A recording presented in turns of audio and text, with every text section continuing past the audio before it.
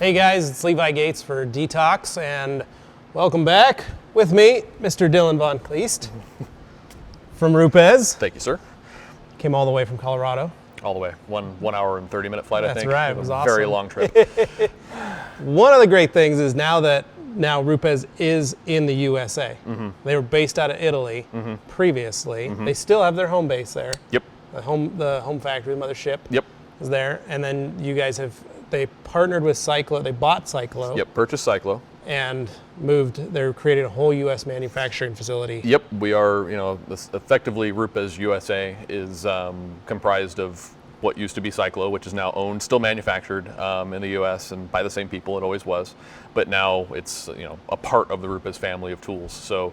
And the history of that family goes back years. Well, this year, actually, we are celebrating the 70th anniversary of Rupes.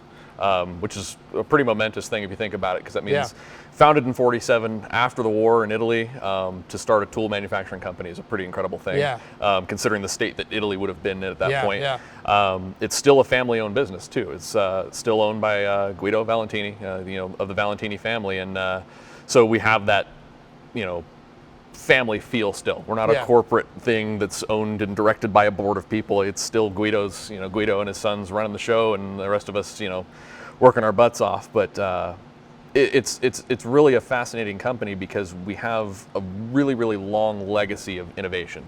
And these are things that, most people don't realize. Realize this, no, because for us in the U.S., Rupes is Bigfoot. That's all everybody knew. And 5-6 years ago, they come into the market, and thanks to guys like Kevin Brown, at BuffDaddy.com, and you've got Todd Cooper Ryder at Esoteric, and all these guys, they started bringing it in, and there really wasn't a presence here. It was coming over from Italy. I bought the first one in the state of Idaho. Yeah, there you go, dude. And so it's, for us, it seems like, they've only been around for a few years. Well, actually, the company legacy goes back 70, and there's some pretty remarkable history there in terms of innovation and bringing products to market. There's a museum in Milano, in the corporate office. They have a museum that showcases these things, but some of the big ones for me, they were the first company to ever use a plastic housing for a tool, which is insane. It was also really funny that they now own Cyclo. Yeah, which is all metal. Which is all metal. But up until they decided to do that, everything was like the Cyclo, made of metal, it's heavy. And it's a company that's always been focused on not just performance, but also operator health and safety, comfort. So by reducing the weight, people weren't getting tired using grinders and things. The first electric palm sander, which seems like such a normal now thing. You go down to Home Depot and pick one up for $20. Yeah. So you got in Europe, Rupes has got this huge, just extensive history of just being the first to do all these things, but because they never made it over the States, us Americans are largely ignorant of what's been happening. And they were heavy in the body shop industry too. Yeah, extremely heavy. Their primary, primary focus is really in dust extraction systems, vacuum-based systems, and sanders in the body shop industry. Detailing is a relatively new development in that. It's just the next step in finishing. They were all in the prep side, and they've worked their way up to now we can polish paint, and that's where Bigfoot came into the market. But much like you guys. You guys are not quite as long, but no, but we've been around since '99. Which, if you go back into microfiber lore, we're one of the first distribution companies. At the time, and one of the first to do. We were a very small distribution company, but we did a lot of private label. Mm-hmm. So you probably never heard of the Rag Company, but you probably used Rag Company towels. Yeah, and didn't even know it, right? We were the ones that were supplying it to a number of the major manufacturers in the world. Yeah.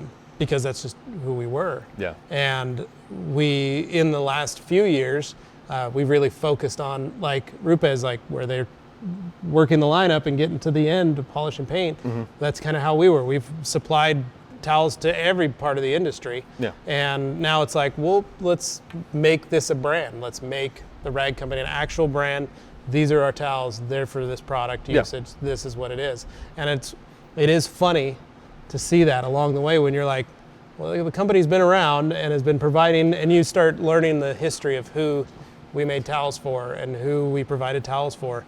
And then you see the copycats that have either found another way to make it, or they bought so much from us that they realized they could buy it direct from a factory themselves, or have someone else manufacture it. But we were the first to market on a lot of different products. Yeah. And it's funny to see that we're now called the copy guys, or we're the ones that, Rag Company makes the cheapest, best version of that. Well, no, we make our version of it, and we've been making it since this many years. We've been at it for a while. When we have new products that come out, we have our innovations that nobody has yet to copy, which is amazing and great, and that's awesome. But I know the industry's there's always gonna be that person that's gonna find it. Well, and it's the history that people understand of things is so short. Like, again, they don't realize that you guys have been around since '99. Yeah. Much like they don't realize that we've been around for 70 years. And so even I've seen comments that are just kind of they're silly. I've had accusations saying, oh well, this other tool looks just like a Rupes. I think it's, they make the Rupes tools, or we make it for them. And I hate to break it to you guys, if it doesn't say Rupes on it, it's not a Rupes tool, and we don't make them for anybody else. So, but it's, people have heard me say it over and over again. I am big on supporting innovators instead of imitators. Right. And that doesn't mean that you can't go out and buy a knockoff or whatever. If that's what your budget allows for, great. But at least have the acknowledgement to the guy who brought it to market. Large orbit polishing is our thing. It was bound to happen. Everything gets copied. So it runs into the market, and then a bunch of people copy it and produce lower quality, cheaper versions. You guys bring a towel into the market, and even though there are many towels like it, it's still, you guys were the ones that brought a towel to market that everybody latched onto. And it's just, people seem to forget or kind of get wrapped up in price a little bit too much. And if you don't support companies who are innovating and bringing new technology to market, they stop bringing new technology and new innovations to market because they can't afford to, because it's the risk of having it copied right away, or they just can't simply fund it because they get nitpicked by these copies left and right. So regardless of it's... Yeah, and it's a little different though in your case, because you've got trademark patented products, where microfiber, we get exclusive rights to colors, fabric, blends, and weaves, and we may get, you may see a blue or orange eagle from somebody else. Well, it's not a 70-30 blend, and it's, you're probably getting a worse blend on it. It's probably not a true heavy GSM. It's probably a lighter GSM. So, we can't fight that. Well, but we difficult. can be the ones that say, well, we were actually the first to bring that Eagle edgeless fabric out. Yeah, it's gotten lost, and everybody else has their version of it. That's fine. But our goal is we're always striving to create a new towel. We're always striving to create a new product, or if they're like our wash mitt, there's a current product already out. We're the last to the game. We're 7th or 8th manufacturer. Our goal is to try and make our version the best it possibly can be to the standard, and either exceed that standard or make it exactly the same as that standard, and then we can also sell it at a value, because that's the way we do it. And we want to sell you a better towel, a better GSM, heavier GSM at a better price. So you're going to get the best of the best of the best. And you guys know, I know the backside of your business fairly well from having a relationship with you guys, and you guys have ultimate control over your stuff. And we're also the manufacturer, which is not, most people don't know that. We cut out the middleman. 90% of people are distributors of products. We are the manufacturer as well as the distributor. So we own the factories. It's a good place to be in, because you have that control to be able to take something and make it better or improve it, or put your own spin on it that does something unique how you want it to do it, because the existing solutions don't. And we can do it like that if we want to. And you make a fair point, and we can protect our stuff a little bit, but the unfortunate fact is that all they have to do is really change the color, and if anybody was to take apart any of the copies and you look at them side by side, it's very obvious that they look the same. They look the same, but they're not constructed the same. No, they're not constructed the same, and we are in a very unique position because we are a manufacturer at the truest sense, in that we wind our own motors. Which is something extremely unique for those people who don't know in the tool business. To wind the copper around a motor is not something that a lot of companies do. They buy a motor from a motor maker. We actually wind our motors, which gives us the control to build a motor for a specific purpose or task, or we need this RPM or whatever we need. everything we do. Pads are converted in-house. I mean, to our own specs, our own unique foam formulas, and we are literally converting the pads and cutting them in-house. We are actually manufacturing compounds now. So we are a manufacturer in the truest sense of the word. So we have that extremely tight control. We design it, we engineer it, we test it, and we build it.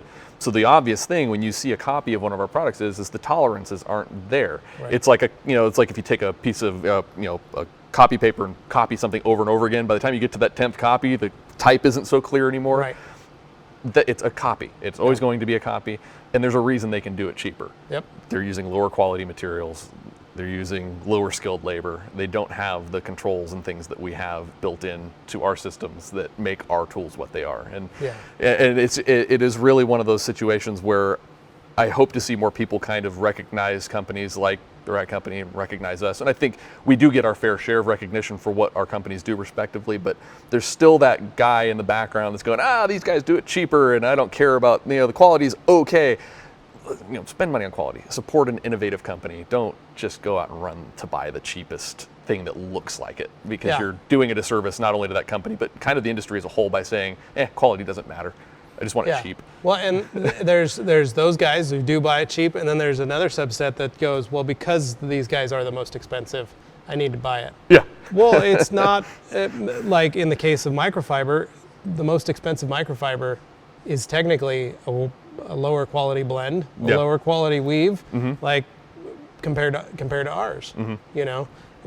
Ours is because we're the manufacturer and distributor, we cut out that middleman. Yeah, and you're saving the consumer the money. We don't have to drop it midway through the shipping process from the factory in another country and then send it to the US. We get it straight from ours, and then we send it out to everywhere else in the world from this location right here. So it is very unique and funny in how people's perceptions, they just don't. And speaking of here, I mean, I'm looking at just aisles and aisles and aisles and aisles of towels. It's a lot of towels. This is a lot of towels, dude. Well, we have fun here, and that's the best part about it. Yep. So thanks, Dylan, for coming on. I appreciate it, man. This has been awesome. I enjoyed it. It's great. So if you want to learn more about Rupes and the history of Rupes, you can check it out on the website, rupes.com. That's the world site. And then find them on Facebook. You can keep up with all the events. They do training classes all over the country throughout the year. Internationally. Even. Yeah, and internationally. And you can follow Dylan and all the guys, Jason and Jeremy and we're Todd easy to find. and Paul and all those guys. They're on Facebook. They're probably in a group that you've seen. They have a wealth of knowledge. So tap into that, learn from it, and check out our videos right here on the Rag Company YouTube channel. Thanks for watching.